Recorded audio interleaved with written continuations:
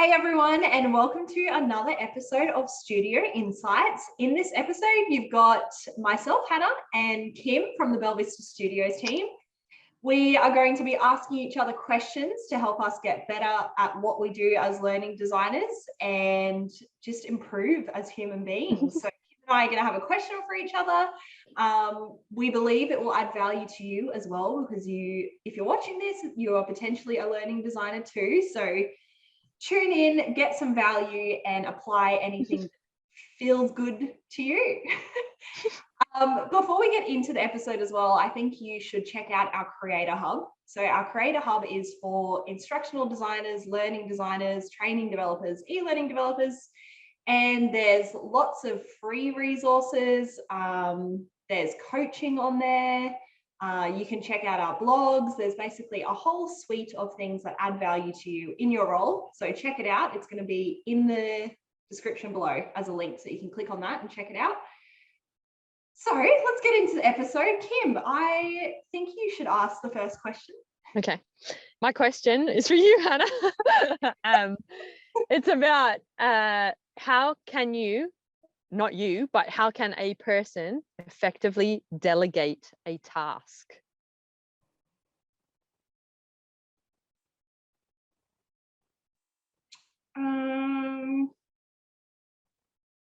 I think an important part of it is enabling the person to ask questions. So if you hand something over, even though you might think that everything is there, like someone may have other thoughts or see things differently. So I think give them the space, whether it's like they review the task and then maybe like at the end of the day, you have a meeting with them just to confirm, like if they have questions, answer their questions. I think as well, something else we've learned is to get them to confirm their understanding back to you. So rather than just assuming that you're on the same page with the person that you delegated the task to, them to like say it back to you. And it's not like, because sometimes it can be like, oh, you think I'm stupid, so you're telling me to like say it out loud sort of thing, but it's not. It's so important to just verbalize it and say it out loud, because people can perceive things very differently. Like one sentence could be completely different to two different people. So I think just taking the time to like talk through the task with that person, make sure they understand like the outputs of what's expected of them. What else? I think it does really help if you have the time to link them to things that will help them with the task. So for example, if there's things out in the world that you know already exist that would help the person do the task better, like give them those links so they're not having to like try and find them, or they might not know it exists and then not do the job that you expect.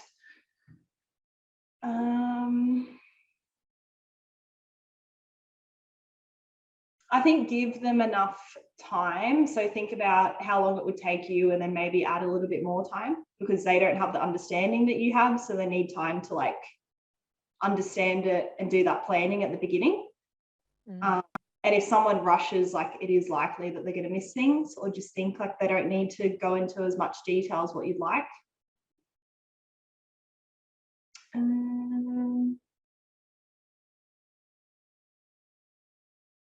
Give them a deadline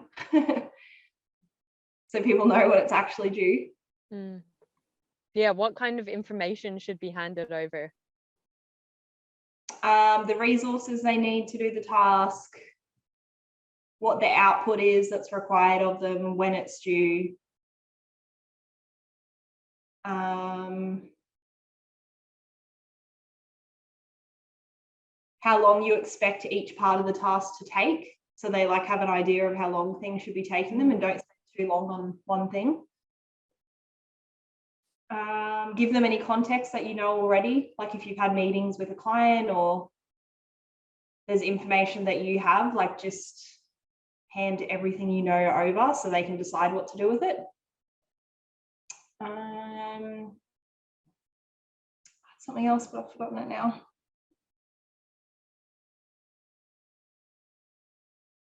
That's all I can think of for now, I think.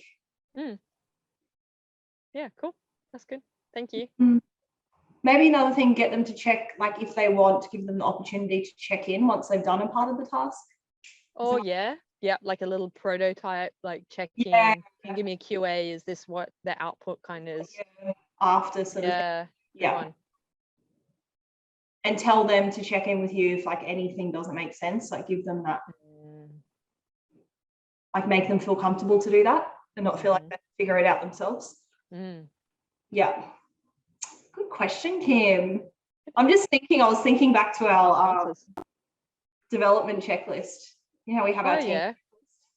That's the stuff I was trying to think of, because there's like things around what to do if you have the task and about like checking in and making sure you understand it correctly.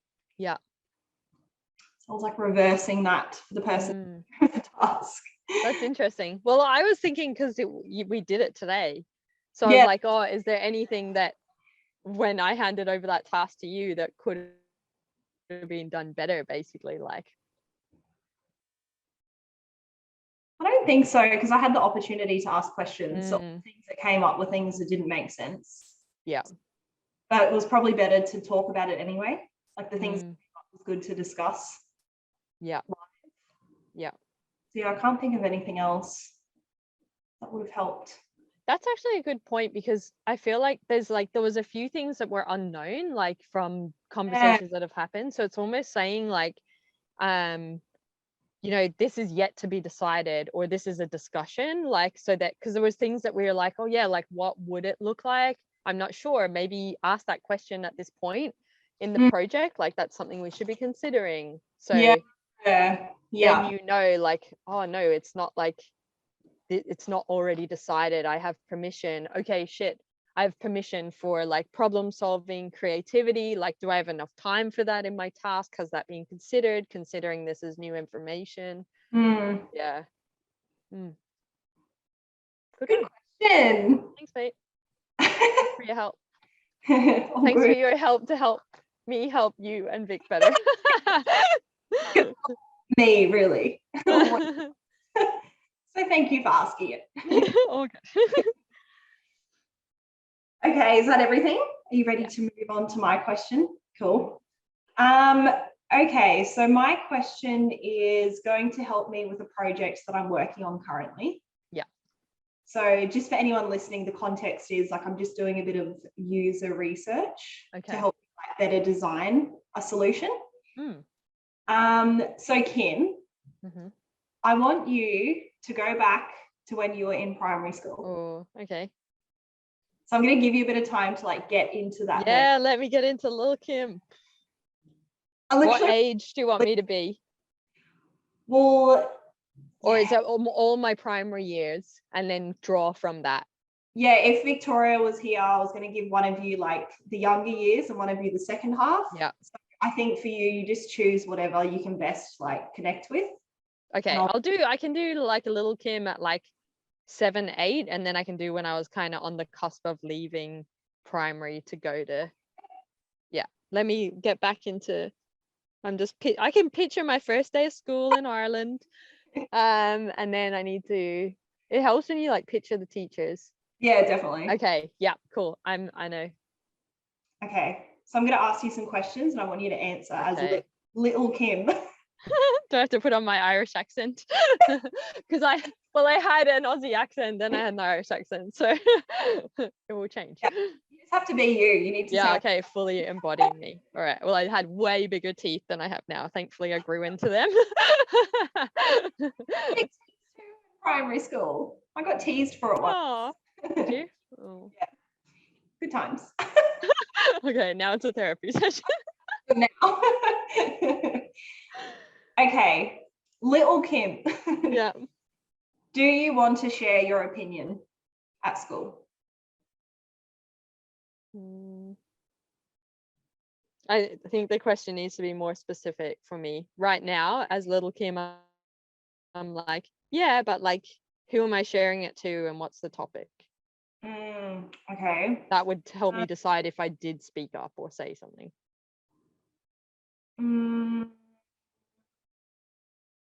Am I allowed to say the topic? No. Oh no, not for the project, but what could, I'm just thinking,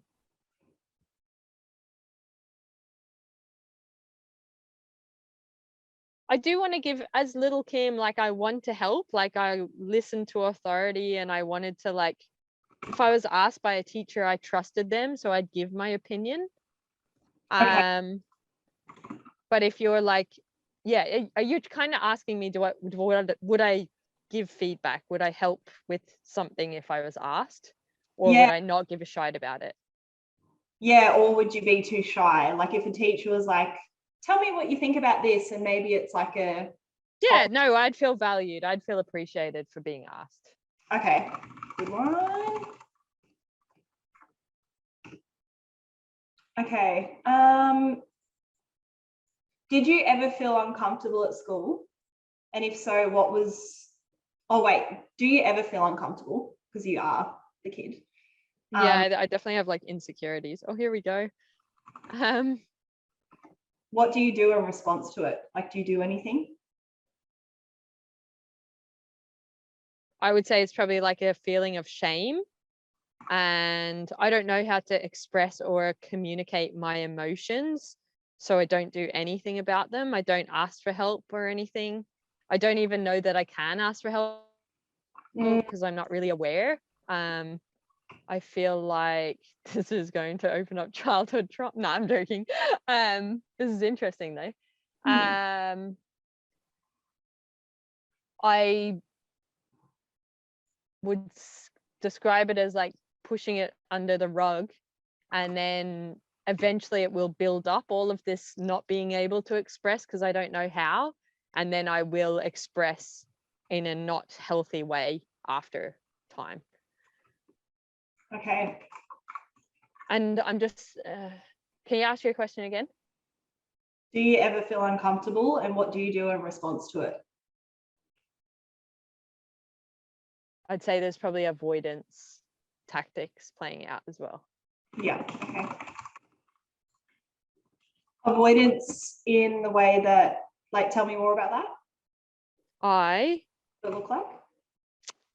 either push it away, that feeling of uncomfortableness, or the feeling of maybe being teased or something like that. I like push it away, but I also avoid, and like I get out of the situation, and I probably like don't go to those people anymore, or I like will walk the long way to avoid that situation. Like I don't want to feel like that, but I don't know how to not and the only way that I do know how to not feel that way or expose myself to that is to avoid it. All right, cool. Thank you. I think you semi-answered this, but do you want to contribute to improving your school? Yeah, I would have definitely been into that. Were your friends into that too, do you think? No, I wanted to do it because I wanted to do it. I'd say I swayed friends to be involved in it because they wanted to do it because I was doing it, but I definitely didn't do it because they were doing it. Okay. And sometimes I was the only kid doing it because I wanted to. Yeah.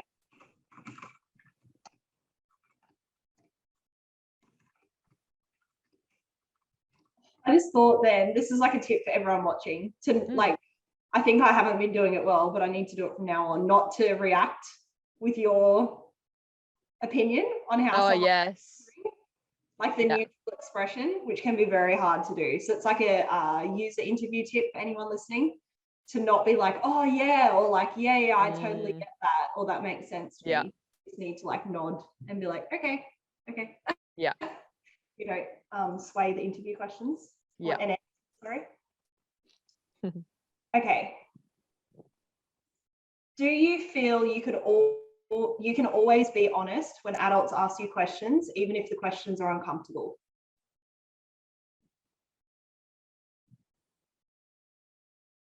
I don't know about that, because I think there was probably an aspect of wanting to be liked playing out. So saying maybe what they wanted, I'd say things so they liked me. And also I had a lot of trust in adults. So for many years, I was like, they're the adult, they know best. So therefore, I was also going to be giving, if they asked me or said something, I was going to do what I was told, kind of thing.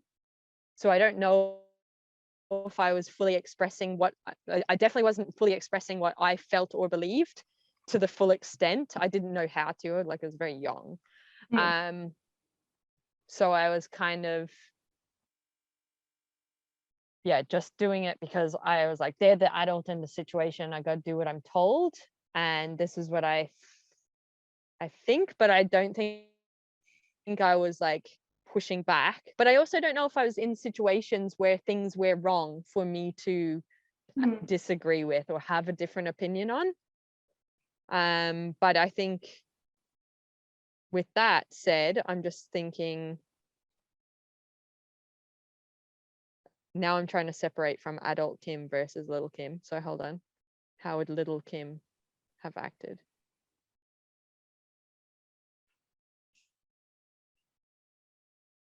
I think I probably would have just gone with the flow if I disagreed, unless it was really, really bad. Maybe alarm bells would have went off. I think if something was like a little bit wrong or not that, it had a little bit of like, I don't feel good about this, I could have still gone ahead with certain things, even though I would have been like, this doesn't feel right or this is a bit wrong. I could have still persuaded, because I don't think I was strong enough at that young age to say, no, I'm not doing that. But then there's other aspects like of things where I definitely was very strong on, like, that's not okay. That's not right for me. And I definitely didn't do them, but I don't know what the difference is. Yeah. Without giving examples, like I can't right now break down the difference between them. Yeah. No, that's good. I mean, okay. Thank you for sharing your experience. Thank you for sharing your experience. When does learning become hard for you? So I want you to think about that.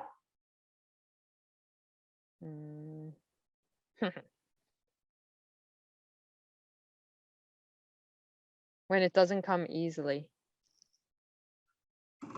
Is there anything that the teacher specifically does to create that, like that to make it hard?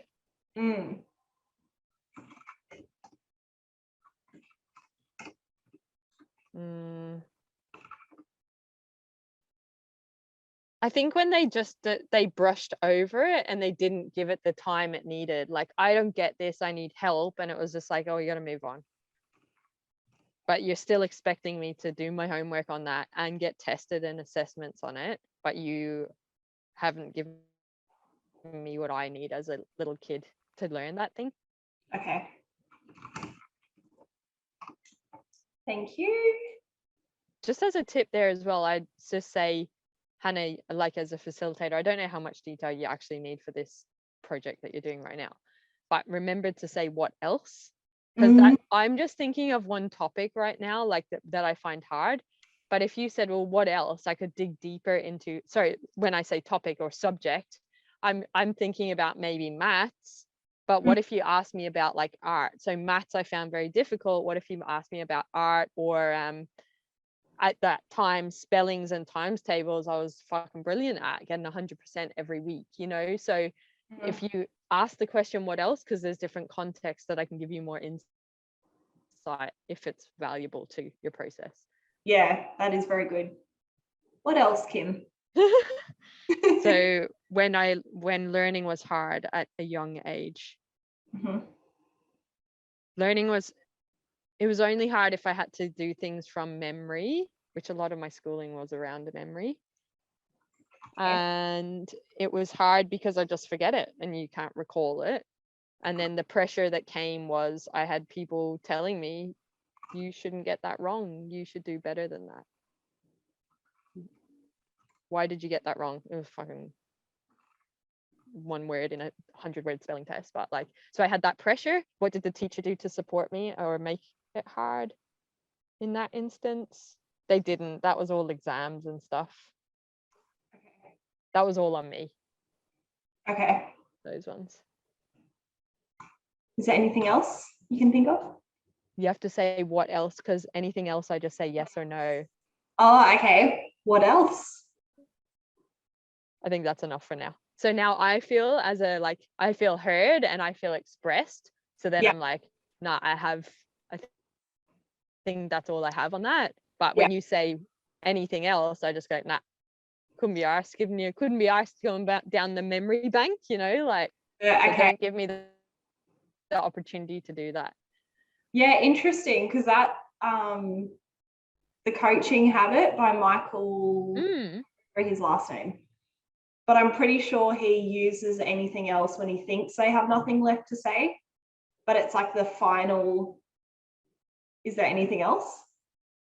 Well, yeah, he's thinking like you've got nothing else, so he's trying to wrap up the conversation, basically. Yeah. But if I'm wanting more information. Yeah. So you would never use anything else in our I work? wouldn't, no, because you would just move on to the next question. Okay. But you wouldn't make an assumption that the person is finished. Allow them the permission to tell you that they're finished. So you can keep saying what else, or the other judgment, because we don't say what else because we could be there for 10 years. And someone wants to freaking yap for ages. Maybe how people are feeling about little Kim's story right now. But do I, as the instructional designer, have what I need from asking that question? Have I extracted enough stories, data, insights so that I can move on? And then you make the call. I've got what I need. Next question. Okay. All right. Cool.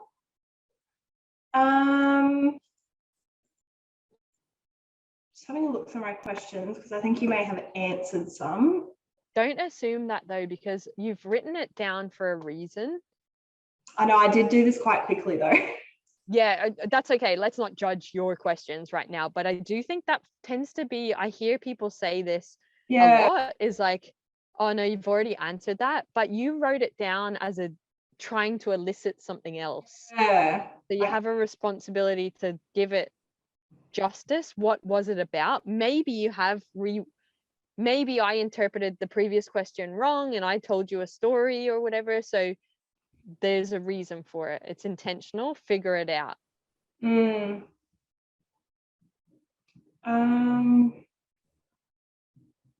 I think, I will ask it because I might get something. What you've answered has covered some of it, but I might get something more specific. Yeah. So what you would do in that instance when you're facilitating is you go, yeah, I've got an answer for this one as well, copy and paste. So it shows up in 2 places. Yeah. So like that one also answers this. And now what else will answer this new question? And then you ask it. Okay. Okay. So the next question is, what do you find hard? What do you find hard when learning English? That subject. Trying to think. English at that age was like spelling, sentences, grammar. So it's a lot of memorization. So it was just like trying to remember everything because there's so many things. Was I doing any stories and that kind of thing? I don't know if I found it hard because I was surviving enough on my grades by doing what I was doing, and I was just trying to figure out how do I get the minimal viable product with a minimal output so that I can get the grade, because the people that needed to see the grade, whether it was my parents or the teacher, were satisfied enough. So it was just like, do what I need to do to maintain that. And I could for English. Okay. So you did what you needed to do in order to get the grade or the result that you wanted. Okay. To satisfy other people's desires as well. Well, I satisfied my desire by meeting their desires. What else? What did I find hard about learning English? I'm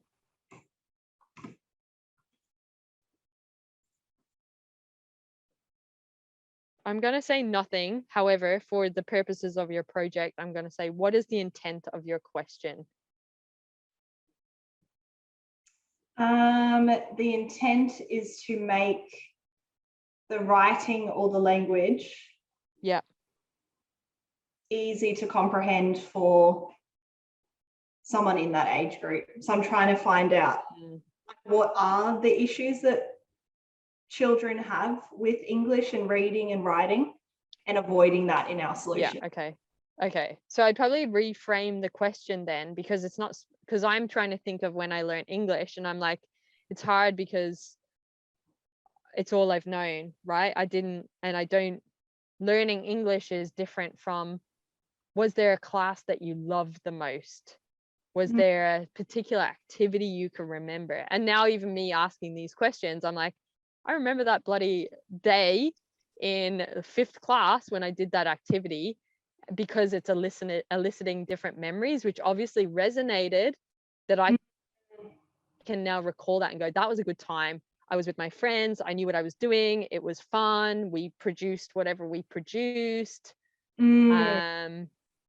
The teacher was in a good mood. So now that's probably more what you're looking for. I do have a question too. Okay. All right. Would you want to ask that? Yeah. So my question was, what were your favorite activities at school and why?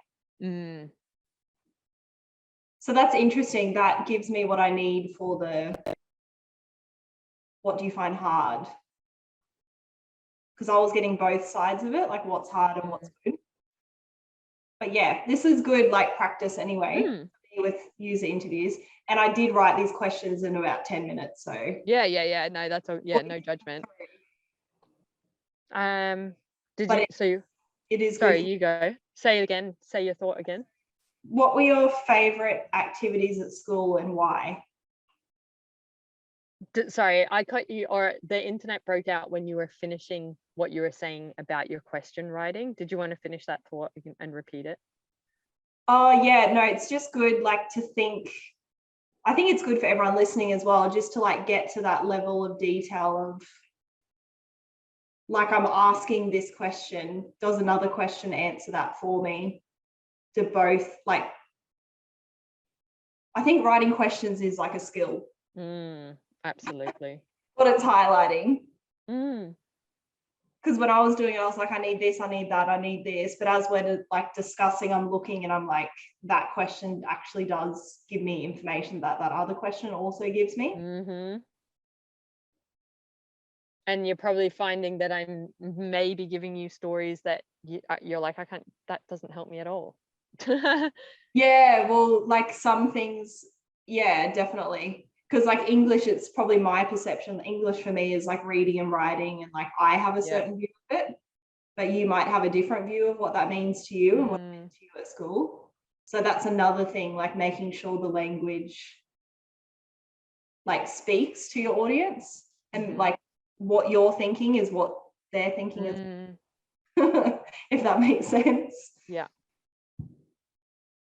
And I wonder if you could consider in the writing, like, of the question, what do I want people to, like, it's around that empathy map, like, what should I see people, what do I want to be able to see people do, see themselves, see them, or look at them hearing something, or look at them and they're having that thought, or they're saying, or they're thinking this differently.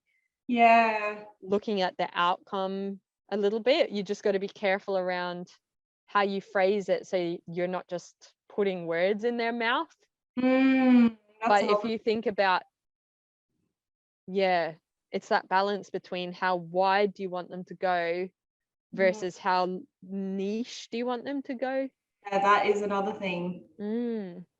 Yeah, because the way the question's phrased can give you very different results, which sometimes is not what you're after as the researcher. Yeah. Okay. Okay.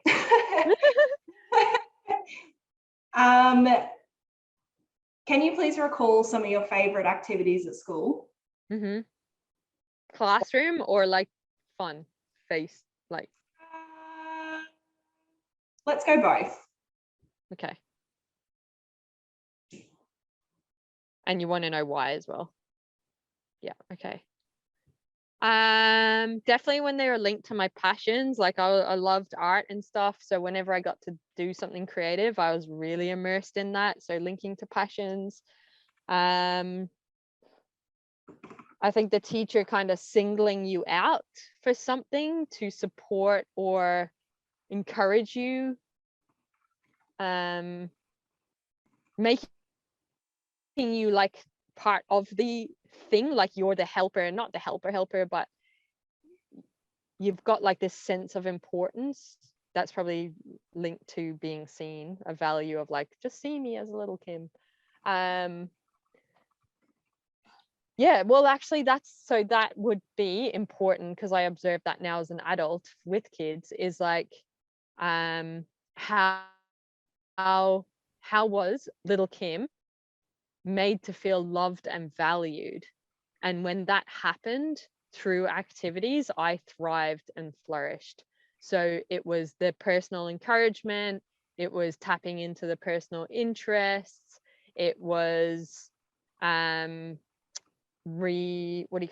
encouraging, reinforcing the behaviors that they wanted to see. If I did that, then they said, good on you, that's what we want, and then I do more of it. And I think fucking just like, this is what we're doing, do it. It wasn't like we're gonna sit down and have like a big lecture and blah blah blah blah. It's just like get into it as quick as possible. Also my style though, I don't want to tune out. I just want to like give it to me quickly. Let's get in, let's get done. Yeah, I don't want to be bored. I'm just thinking of other classes where it was like boring, you're reading stuff that you just do not give a shit about, and then you're expected to do an activity, and then I'm like, when's lunch? When can I do the fun thing again? When can I do the passion, the curiosity thing again? So yeah. Okay, what else? That's it for me, mate. All right, thank you for sharing. Your final question is one. Are there any other insights that you can provide me about primary school little Kim to help me design for that age group better?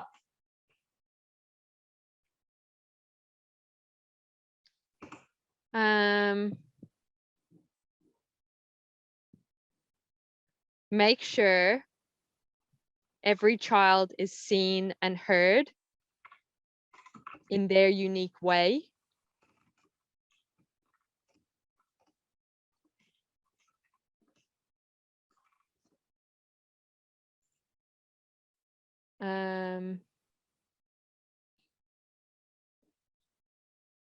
And create the space for this thing, whatever it is, to be done right. Because now that's the structure of maybe the lesson or something. So it's not like it's an on top of the thing. It has to be like part of the day. It needs to be like, now for the next hour, I don't know how long class things are or anything, but it's not, I don't want, if my teacher feels rushed, I'm picking that up. And I'm not getting as involved because I'm thinking they're rushing us on to the next thing, and then we're going to have lunch and little lunch is approaching. So it needs to be given the dedicated time so that we feel the teacher's into it. And because they're into it, we're into it as well. And then we give back better because you've done the scene and make me feel heard and loved in the individual way for every child. So we're all there being present on that journey together to get the outcome that you want. Thank you for sharing that. I feel like you, personal Hannah, wanted to like really jump on that one, but facilitator Hannah. It's so uncomfortable to do the right thing and use interviews. What else? That's it. Okay. Very much for your time, Kim. It has Can been I great. return to adult Kim now? don't leave me in this little version. I'll go buy, I was going to say I'll buy too many sweets. I do that anyway. Now that I have adult money that I can leash, I didn't have that back in the day. Well, little Kim, you are amazing, and thank you for your insights. I'm going to give you time now to get back into adult Kim. Do I get a lollipop first? No. Okay. Okay. Adult Kim, return. Mainly still lives on within me, but yes, I will. That was good. Thank you. It's all right. What'd you learn? I learned about, I feel like I haven't done user interviews in a while, so I learned to ask what else to get more information. Don't ask anything else because it makes people feel like cut off, and they're probably not going to give you anything else if you say that. Don't react emotionally to people's responses. It's very unnatural for me. There's probably a balance there that we could do more research on, because I'm just thinking, like, it is odd, but it's also, I get it, because I'm like, don't taint me, mate. Like I'm just like, get what you need from me and ask your questions and move on. But there's other, like, if you're talking to a robot, it's weird. So it's finding the balance. Imagine you're asking those kids of a 6-year-old or of a 10-year-old, and you're just like this stone-faced adult, big, huge human, and you are just like, thank you for your response. Like there's probably some balance, but yeah, you can't have Hannah being like, that's amazing, and that's amazing, and that it's all amazing. The reason is because you sway the bias of the person that is being interviewed, basically, is what we're saying to the people listening. I do struggle with that. Like even with facilitation, I want to get better at that, because I do like to be my full self. I am very extreme. To like get excited for people and like appreciate what they contribute. Absolutely. Like because I am the extreme end of that, I find it really hard to not do it, and then I get awkward. No, but I think there's you, like, what you have to do that, like that's you know, like, and if in a user interview it's hard because you can't sway someone, you're trying to find out unfiltered information. But like if you're facilitating like one of our discovery workshops, bring it on, like that comes out, because then you get your participants just going crazy and giving you what you need, and it's a good vibe. So like I wouldn't be like trying to suppress true you. I feel like the only time that you have to suppress it is you're very intentional and objective when you're doing a user interview or a user observation. But outside that, I wouldn't say there's opportunity to change who you are. You shouldn't feel the responsibility to change. Max Hannah all times. Well, while we're saying that, for anyone who's listening or watching this, do you have any advice on how to run user interviews where you are objective and get, like, you don't sway people's opinions, and also like be human and friendly? Please comment below, because I would love to know. I think you do that, but yeah, like I think we have a reasonably good idea of how to do it, but I think there would be other advice out in the world that may support me to do that better. So yeah, I would love to hear if you'd like to comment below. And I think, sorry, I'll just say as well, you're doing that question part. Like if you were doing the framing of like, hey, we're here today to do the interviews and blah, blah, blah. That's where Hannah would come out, and you'd have the rapport and you'd be having the banter, and then you'd just be like into task mode. And then at the end, you'd be like, oh my God, like, then you could be like, I freaking loved, I don't even know, I can't think of, I love playing hopscotch as well as school. Like I have this story, and then you'd be like, blah, blah, blah, blah. So that's obviously lacking right now, and that's what you're struggling a bit. But I think if it was kind of bookended with like Hannah's here and then she's doing task and then Hannah's back, it would feel a bit different. Like right now. That's also made me think like potentially you could at the beginning be yourself, whatever that looks like, and say, all right, so I'm just going to share like the process with you. We're going to like jump into a user interview.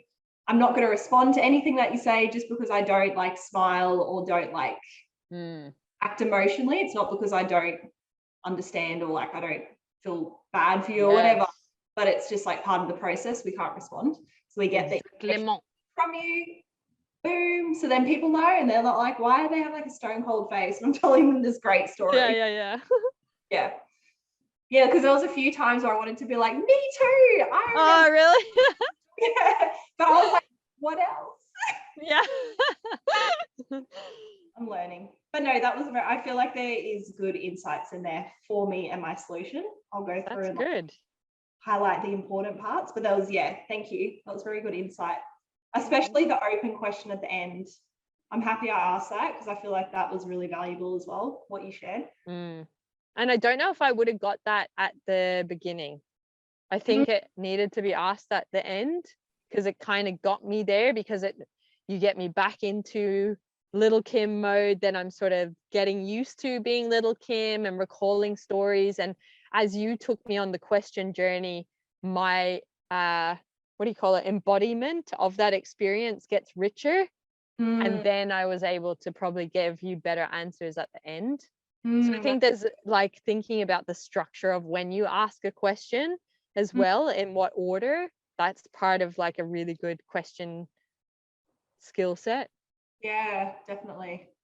That's really cool. I think we should also do a video in the future on how to ask good questions to get the information you need. But do we know the answer? I don't know. There's got to be a way, because it's not an easy task to ask the question that I feel like journalists would have like insights on it that we could look up. Journalists would want to ask questions to get what they want in response, right? From there. Nah, I feel like I would disagree with that personally. Really? I feel like they're trying to it's almost like they're trying to just get you to say what they want you to say. Okay. And they might be putting words in your mouth as well. Like, do you know, if anyone is learning a language, I feel like if we could break down this might be helpful, because when you learn a language, you have very limited vocabulary. So you're very like early, like my journey anyway with where I am in learning languages, is my vocabulary is very limited. So I'm very direct. It's like if someone says, "Are you ready for dinner?" Yes. It's not, actually, I ate like 2 hours ago.